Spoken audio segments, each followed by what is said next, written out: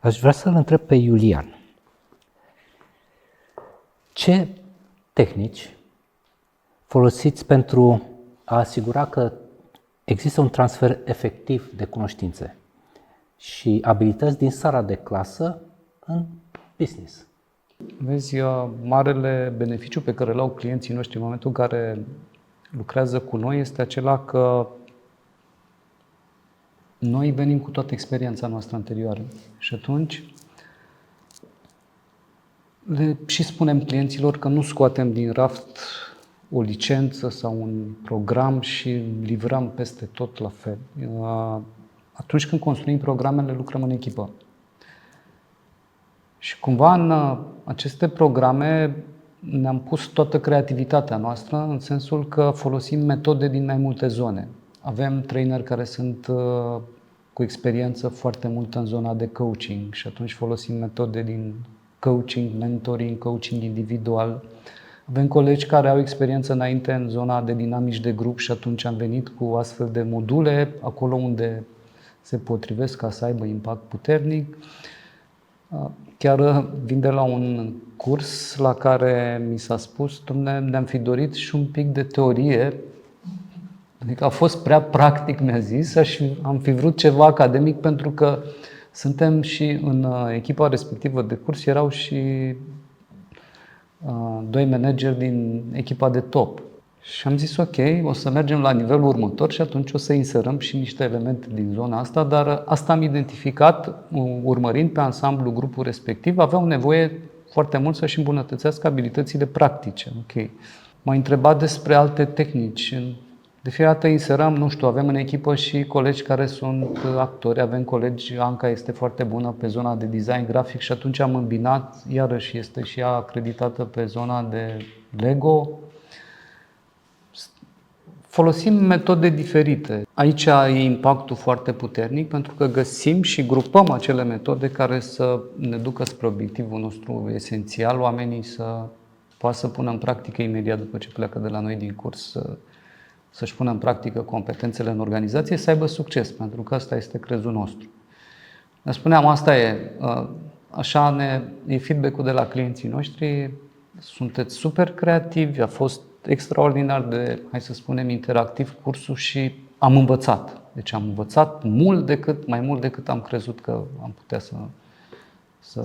să învățăm în aceste zile de curs. Și ce e foarte important aici, că cumva programele noastre sunt programe pe mai multe module. Deci lucrăm cu follow-up de la modul la modul, cu teme practice, individuale sau de echipă.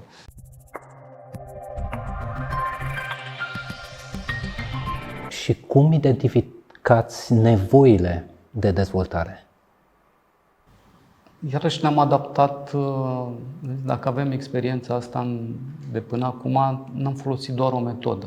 Fiecare dintre clienți ne cer câte o modalitate prin care să identificăm aceste nevoi sau venim noi cu, hai să spunem, elementele de la noi, dar am și creat instrumente.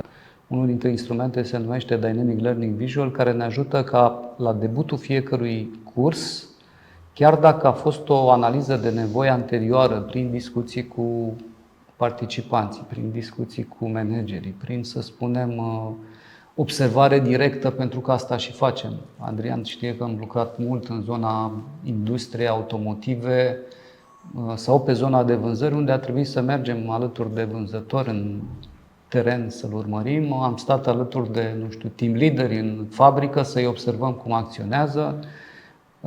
Alteori, foarte mult lucrăm cu echipe de top management și atunci o modalitate este să mergem și să îi urmărim în ședințele de board, în activitate atunci când iau decizii și atunci sunt niște metode care ne ajută să colectăm aceste informații. De asemenea, se mai întâmplă, de exemplu, să lucrăm pe niște survey-uri făcute de alte companii care sunt concurență de-a noastră.